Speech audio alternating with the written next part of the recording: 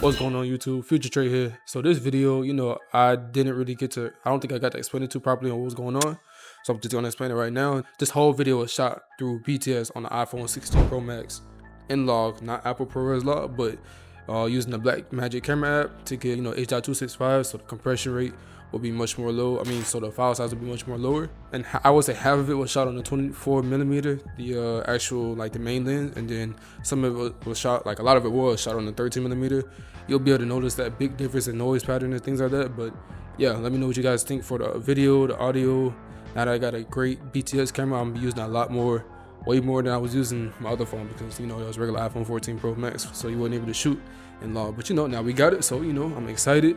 Hopefully you guys enjoyed the video. I'm gonna break down the beginning of this video right after this clip. Stay tuned. Creative Visions out of here.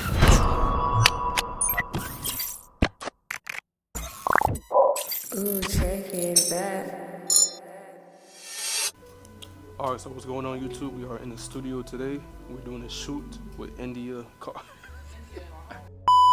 What's going on YouTube? I'm back with another video. I hate saying that. Back with another video. Today we got the A7 IV, 85mm EF lens, also the Evoto 20mm 2.8, 2 light setup, 3 light setup, everything that we always do. Godox, best brand in the world. Godox with a QS400 Mark II for our key light. But yeah, that's looking like the actual setup. As we get into it, I'm gonna just break it down to y'all and just give you tips and advice as I'm doing it, so let's do it. Let's start it. Come on, let's go. Hey, so I did forget to mention that I will be shooting this using Evoto AI.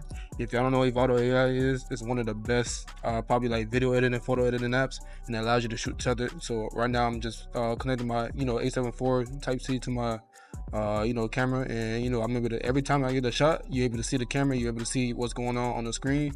It's one of the best probably things that I use as far as client perception, and then to see the exposure and to see what's going on in your camera. Shooting tethered is the goal. Try it out. All right, y'all, so let's set up this camera. Let's get everything we need to get right. All right, so now that we got it synced up, let's get it in the right position and let's get the backdrop down. Stop ups, usually one of the nice high. The only thing with this studio is the ceiling is a little bit kind of short, but we make it work. Parabolic, this keeps I actually like this outbox because it makes sure the light reflects and bounces out even, nice, soft, and diffuse. That's why I like parabolics.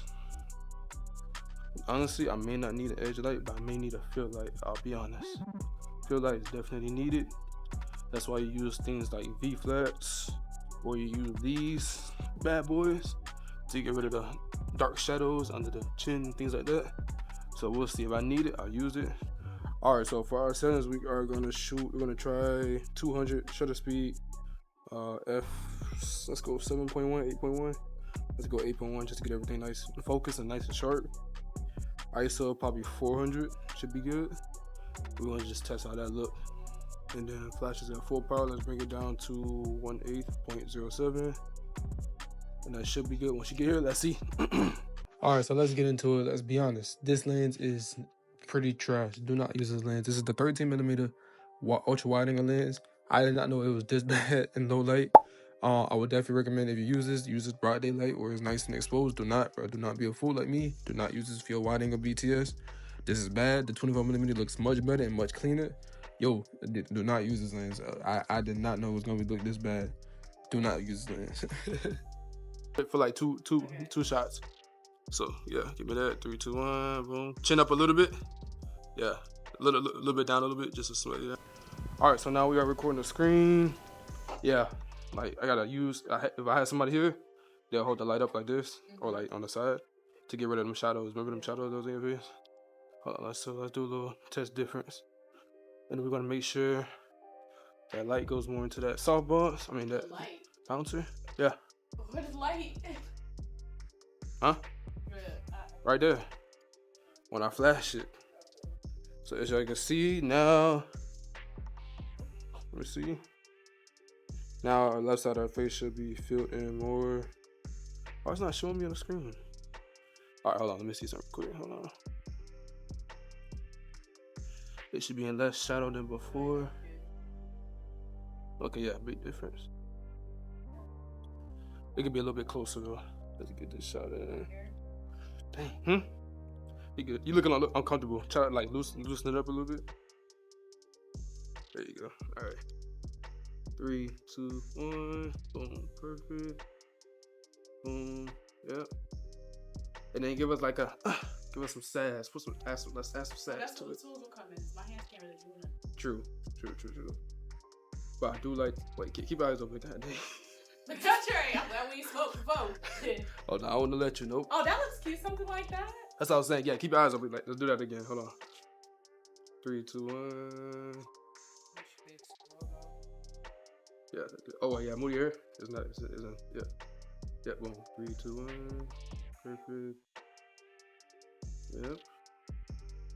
There we go. Let me get a little bit closer. Same pose. Yeah, closer. Boom. And you want to do all of them with your glasses on? Yeah. Okay. For sure. Also, with these, as y'all shooting, you want to make sure looking out for the small things like shadows on the face too much, imperfections with maybe the lighting not being in the right spot. Make sure your subject doesn't have raccoon eyes. That's when the light's coming from too far above and casting a shadow over under her eyelids. So make sure you have even lighting, and if you do have too much shadow, find anything you can with a reflective surface on it to bounce that light back up on them on the face. So you won't get none of that bad, harsh shadow stuff that nobody likes. You know what I'm saying? That's a little tip. Always make sure you pay attention to stuff in a moment. Sometimes it's hard, but just try to. Because in post, it's not as easy to get it out. Especially if you don't have the tools for it or the software.